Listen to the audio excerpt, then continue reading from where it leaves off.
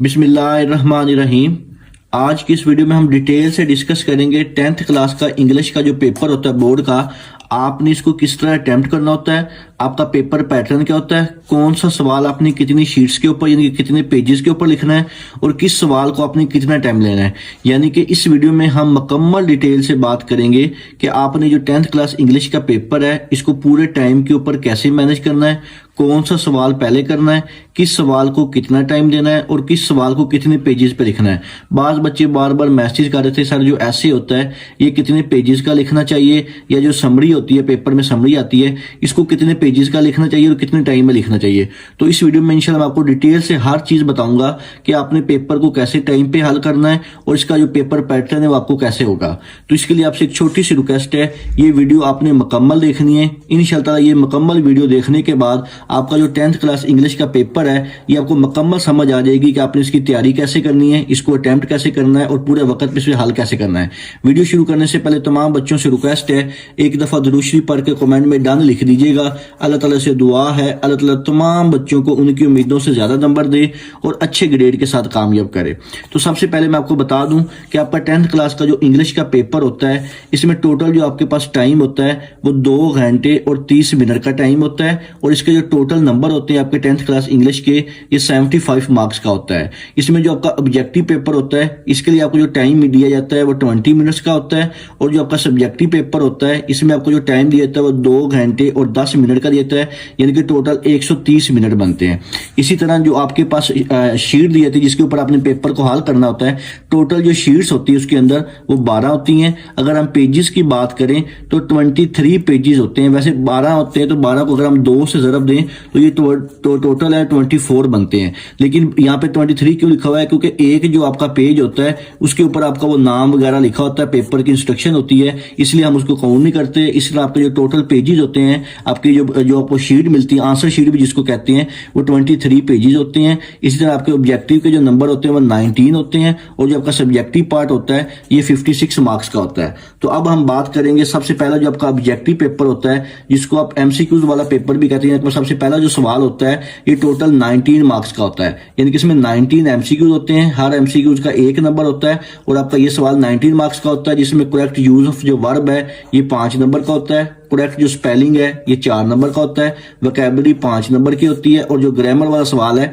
ये भी 5 नंबर का होता है। तो यहाँ पे मैं आपसे ये पेपर भी मैं आपको दिखा देता हूँ कि इस तरह बिल्कुल सेम आपका जो इंग्लिश का पेपर होता है 10th क्लास का इंग्लिश का, टोटल ये भी मैंने आपको बताया था 20 मिनट्स का टाइम होता है, 19 मार्क्स होते हैं। बिल्कुल इसी तरह सबसे पहला जो आपका सवाल होता है जो कि टोटल 5 नंबर का होता है, इसमें क्या होता है कि आपके पास 5 एमसीक्यू दिए जाते हैं, इसको अपने करेक्ट यूज ऑफ जो वर्ब होता है, वर्ब की जो फॉर्म होती है उसके अकॉर्डिंग इसको आपने सोल्व करना होता है। इसी तरह फिर आपका जो सवाल नंबर 2 होता है, इसी का ऑब्जेक्टिव का जो नेक्स्ट पार्ट होता है, इसमें 1 2 3 4 ऑप्शन होते हैं जो कि करेक्ट स्पेलिंग होते हैं। 4 नंबर का ये वाला सवाल होता है, इन चारों में जो करेक्ट स्पेलिंग होता है उसके अकॉर्डिंग अपने बोर्ड की जो बबल शीट होती है इसको फिल करना होता है। इसके बाद नेक्स्ट जो पार्ट होता है आपका ऑब्जेक्टिव पेपर का, ये 1 2 3 4 5 नंबर का होता है। इसमें आपने क्या करना होता है कि आपके पास सिनोनिम्स वगैरह दिए जाते हैं, एंटोनिम्स भी होते हैं, आपने इसके अकॉर्डिंग जो करेक्ट मीनिंग होता है, जैसे यहाँ पे लिखा होता है फिल्म मीन, यानी कि इसका क्या सिनोनिम होगा, तो ये 4 ऑप्शन दिए हुए इसके जो मीनिंग है इसके अकॉर्डिंग आपने ये वाला सवाल हल करना होता है।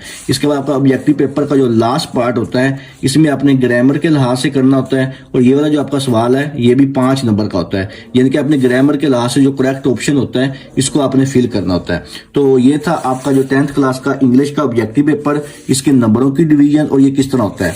अब हम बात करते हैं आपके 10th क्लास का जो इंग्लिश का सब्जेक्टिव पार्ट होता है। सब्जेक्टिव पार्ट में आपका सबसे पहला जो सवाल होता है जो कि क्वेश्चन नंबर 2 के नाम से होता है, अटेम्प्ट एनी 5 आउट ऑफ 8, यानी कि टोटल 8 सवाल होते हैं, 8 में से आपने 5 को हल करना होता है। हर सवाल के 2 नंबर होते हैं और आपका जो सवाल नंबर 2 है ये टोटल 10 नंबरों का होता है। और ये वाला जो आपने क्वेश्चन नंबर 2 है ये आपने 20 मिनट्स के अंदर अंदर इसको सोल्व करना होता है, तब भी आपका जो पेपर है वो पूरे टाइम पे मैनेज होगा। और ये वाला जो आपका क्वेश्चन नंबर 2 है ये आपने 3 पेजेस के ऊपर इसको कवर करना है। जैसे मैंने भी आपको बताया था कि आपके पास जो टोटल पेजेस होते हैं वो 23 पेजेस होते हैं। 23 में से आपने 3 पेजेस के ऊपर जो आपका क्वेश्चन नंबर 2 है इसको कोशिश करना है कि 3 पेजेस से ज्यादा ये ना जाए, कम हो जाए तो कोई मसला नहीं है, पेज की जो डिवीजन है ये 3 पेजेस के अंदर अंदर आपने इसको सोल्व करना है। तो मैं आपको ये पेपर में भी दिखा देता हूँ कि आपका जो सब्जेक्टिव पेपर होता है, ये देखिएगा बिल्कुल इसी तरह ये इंग्लिश का पेपर है, सब्जेक्टिव पार्ट 56 मार्क्स का, 2 घंटे 10 मिनट का टाइम होता है। ये आपका सवाल नंबर जो 2 है, ये 1 2 3 4 5 6 7 8 सवाल दिए हुए हैं। 8 में से अपने 5 करने होते हैं, हर सवाल के 2 नंबर होते हैं और आपका टोटल जो सवाल जो होता है ये 10 नंबर का होता है। अब हम बात करते हैं आपका नेक्स्ट जो सवाल होता है, क्वेश्चन नंबर जो 3 होता है, ट्रांसलेट इंग्लिश इनटू उर्दू, यानी कि इंग्लिश का एक पैराग्राफ दिया होता है, उसको अपने उर्दू में ट्रांसलेट करना होता है और इसके जो नंबर होते हैं सवाल नंबर 3 के, ये टोटल 8 होते हैं और ये वाला जो सवाल है ये अपने 15 मिनट के अंदर अंदर सोल्व करना होता है और ये एक पेज के ऊपर इसका अपने आंसर देना होता है। तो ये मैं आपको पेपर में भी दिखा देता हूँ, ये सवाल किस तरह यहाँ पे दिया होता है।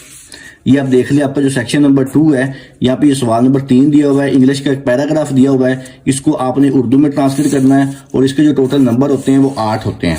तो ये मैंने आपको बता दिया टाइम और इसकी जो डिवीजन है वो किस तरह होती है। इस तरह आपका जो सवाल नंबर 4 होता है, जो कि समरी होती है, वो एक ही समरी दी होती है, टॉपिक होता है, उसके ऊपर आपने समरी लिखनी होती है। इसके 5 नंबर होते हैं और इसके लिए आपको जो टाइम दिया जाता है वो 15 मार्क्स दिए जाते हैं और आपने ये वाली जो समरी है ये आपने कोशिश करनी है कि 2 पेजेस के ऊपर लिखनी है, फिर इसके आपको जो है वो 5 नंबर मिलते हैं और इसमें अपना समरी में कोटेशन भी ऐड कर सकते हैं। इसी तरह आपका जो सवाल नंबर 5 होता है, जो कि मोस्ट इंपोर्टेंट क्वेश्चन होता है, ऐसे का या पैराग्राफ का होता है, इसमें आपको 3 टॉपिक दिए जाते हैं, 3 में से आपने एक के ऊपर लिखना होता है और इसके जो नंबर होते हैं 15 मार्क्स होते हैं और ये आपने 35 मिनट्स के अंदर अंदर जो ऐसे होता है ये 15 नंबर का आपने कंप्लीट लिखना होता है। और ऐसे के लिए जो आपने मिनिमम पेज है 4 और मैक्सिमम जो 5 पेजेस के ऊपर अगर आप ऐसे लिखेंगे फिर ही आपको इसके जो 15 में से 13 या 14 मार्क्स मिलेंगे। और आपने कोशिश करनी है कि जब आपने ऐसे लिखना है तो इसमें आपने मैक्सिमम जो कोटेशन वगैरह हैं, अहादीस हैं, कॉल हैं, वो आपने ऐड करने हैं इंग्लिश में इंशाअल्लाह। फिर ही आपको जो इसका एक तो चैप्टर के ऊपर इंप्रेशन अच्छा पड़ेगा और इसके आपको नंबर अच्छे मिलेंगे। इसी तरह फिर आपका जो सवाल नंबर 6 होता है, जो कि पेयर ऑफ वर्ड्स का होता है, ये टोटल 8 होते हैं, 8 में से आपने 5 करने होते हैं और इसका हर का 1 नंबर होता है, ये भी 5 नंबर का होता है। और पेयर ऑफ वर्ड्स आपने 10 मिनट के अंदर अंदर करने होते हैं और 2 पेजेस के ऊपर करने होते हैं। ये पेजेस मैं इसलिए साथ बता रहा हूं ताकि आपकी जो शीट है वो भी मुकम्मल हल हो जाए, कोई एक्स्ट्रा शीट तो वहां पे दी नहीं जाती, इसलिए शीट की भी आपको पता चल जाए कि आपने किस तरह पेज की डिवीजन करनी है और साथ टाइम भी मैनेज होता रहे। इसी तरह फिर आपका जो सवाल नंबर 7 होता है, जो कि डायरेक्ट इनडायरेक्ट का होता है, टोटल 8 होते हैं, 8 में से आपने 5 करने होते हैं, हर का 1 नंबर होता है 5 नंबर का। और जो डायरेक्ट इनडायरेक्ट है ये आपने 15 मिनट के अंदर अंदर करने होते हैं और ये आपने 1 पेजेस के ऊपर ही सारे करने होते हैं। इसी तरह फिर आपका जो लास्ट सवाल होता है, ट्रांसलेट पैराग्राफ इनटू इंग्लिश, यानी कि उर्दू का पैराग्राफ दिया होता है, इसको आपने इंग्लिश में ट्रांसलेट करना होता है। 8 नंबर का ये पैराग्राफ होता है और इसको आपने 10 मिनट के अंदर करना होता है और इसके लिए जो आपने पेजेस का यूज करना है वो सिर्फ 1 पेज के अंदर आपने इसको हल करना है। तो ये मैं आपको पेपर में दिखा देता हूँ, बिल्कुल इसी तरह आपका होता है। ये सवाल नंबर 4 जो समरी का सवाल है सभी मैंने आपको बताया था। इसी तरह सवाल नंबर जो 5 होता है, ये या ऐसे होते हैं, ठीक है, या पैराग्राफ होते हैं, यानी कि 3 टॉपिक आपको दिए जाते हैं, इन तीनों में से आपने किसी एक के ऊपर जो है वो ऐसे लिखना है। ये ट्रू मुस्लिम और कैरियरिज्म वेरी इंपॉर्टेंट है, लाइब्रेरी भी बहुत ज्यादा इंपॉर्टेंट है, ये आपने तीनों ऐसे करके जाने, 15 मार्क्स का ये होता है। बिल्कुल इसी तरह आपका जो सवाल नंबर 6 होता है, जैसे अभी मैंने आपको बताया था, डायरेक्ट को इनडायरेक्ट में और इनडायरेक्ट को डायरेक्ट में चेंज करना होता है। ये हर के 1 नंबर होता है और टोटल ये 8 होते हैं, 8 में से आपने अपनी मर्जी से कोई से 5 करने होते हैं। इसी तरह फिर आपका जो क्वेश्चन नंबर 7 होता है, जो कि पेयर ऑफ वर्ड्स का होता है, ये टोटल जो होते हैं 8 होते हैं, 8 में से ये भी आपने 5 करने होते हैं। इसी तरह फिर आपका जो लास्ट सवाल होता है क्वेश्चन नंबर 8 के नाम से, ये आपको एक उर्दू में पैराग्राफ दिया होता है, इसको आपने इंग्लिश में ट्रांसलेट करना होता है और इसके जो नंबर होते हैं वो 8 होते हैं।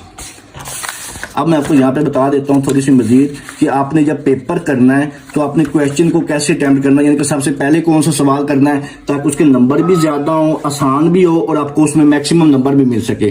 तो सबसे पहले आपने कोशिश करनी है, जो आपका क्वेश्चन नंबर 2 है आपने इसको अटेम्प्ट करना है, फिर क्वेश्चन नंबर 6 को, क्वेश्चन 7 को, फिर क्वेश्चन 3 को, फिर क्वेश्चन 8 को, फिर क्वेश्चन नंबर 4 को और एंड पे क्वेश्चन नंबर जो 5 है इसको आपने अटेम्प्ट करना है। यानी कि जो ऐसे वाला सवाल है ये आपने कोशिश करनी है कि आपने इसको एंड पे करना है। बिल्कुल इसी तरह आपका जो पेपर है ये बिल्कुल टाइम के मुताबिक अटेम्प्ट हो जाएगा। जैसे मैंने आपको पेपर के स्टार्ट में बताया था, आपके पास जो टोटल टाइम होता है पेपर में वो 130 मिनट होते हैं, यानी कि 2 घंटे और 10 मिनट होते हैं। तो इसको आपने पूरे वक्त पे कैसे करना होता है सब्जेक्टिव पार्ट को, कि आपका जो टोटल टाइम ये मैंने जो मैनेज किया है इसके मुताबिक आपका 120 मिनट के अंदर अंदर आपका सारा पेपर हल हो जाएगा और बाकी जो 10 मिनट बचेंगे, इस 10 मिनट में जो एक्स्ट्रा टाइम होगा इसको आपने रिवीजन करना है, यानी कि आपने जो सारा पेपर सोल्व किया है इसको आपने लास्ट वाले जो 10 मिनट है इसके अंदर आपने रिवीजन करना है। तो यहाँ पे मैं आपको टाइम लाइन भी बता देता हूँ। टाइम लाइन क्या चीज़ है ये मैं थोड़ा सा डिस्कस कर देता हूँ कि जो मॉर्निंग के बच्चे हैं उनके लिए भी बनाई हुई है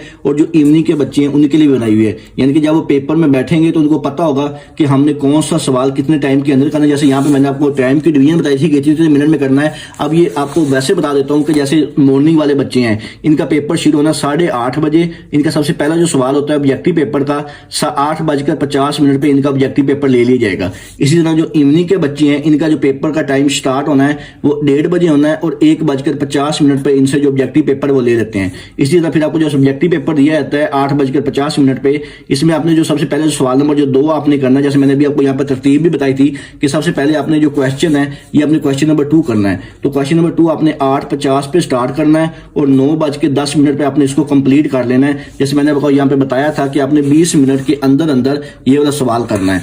बिल्कुल इसी तरह इसके बाद आपने नेक्स्ट जो क्वेश्चन नंबर है वो 6 करना है। ये 9:10 पे आपने स्टार्ट करना है और 9:25 पे आपने इसको कंप्लीट करना है। और जो इवनिंग के बच्चे हैं इन्होंने 2:10 पे स्टार्ट करना है और 2:25 तक इसको कंप्लीट कर लेना है। इसी तरह फिर आपने क्वेश्चन नंबर 7 करना है, क्योंकि ये इनके क्वेश्चन ये आसान होते हैं और नंबरिंग ज्यादा होती है, इसका आपका पेपर है वो पूरे टाइम पे मैनेज हो जाता है।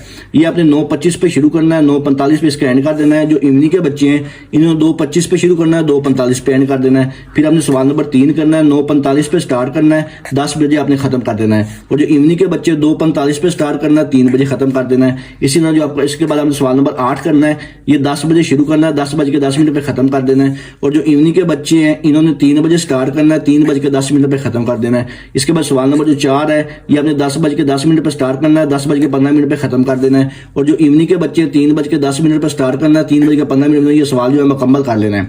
इसके बाद आपका लास्ट सवाल होता है सवाल नंबर जो 5 होता है ऐसे वाला, ये आपने 10:15 पे शुरू करना है और 10:50 तक आपने इसको कंप्लीट करना है। और जो इवनिंग के बच्चे हैं इन्होंने 3:15 पे शुरू करना है और 3:50 तक इन्होंने ऐसे वाला सवाल जो कंप्लीट कर लेना है। आपके पास बाकी जो है 10 मिनट एक्स्ट्रा बच जाएंगे। इस 10 मिनट के अंदर आपने जो पूरा पेपर है इसको रिवीजन करनी है कि कोई मिस्टेक या कोई हेडिंग वगैरह रह ना जाए, इसको आपने सारा रिवाइज कर लेना है। इंशाल्लाह ताला ये थी आपकी जो 10th क्लास की इंग्लिश की जो मुकम्मल बोर्ड का पेपर पैटर्न था, टाइम मैनेजमेंट थी और साथ जो शीट्स है आपकी जो पेजेस हैं उनको आपने कैसे कैसे डिवीजन करके पूरा जो पेपर है मुकम्मल टाइम पे हल करना है। इसके अलावा अगर आपके ज़हन में किसी किस्म का कोई भी सवाल हो आप मुझसे कमेंट सेक्शन में पूछ सकते हैं। दुआओं में याद रखिएगा।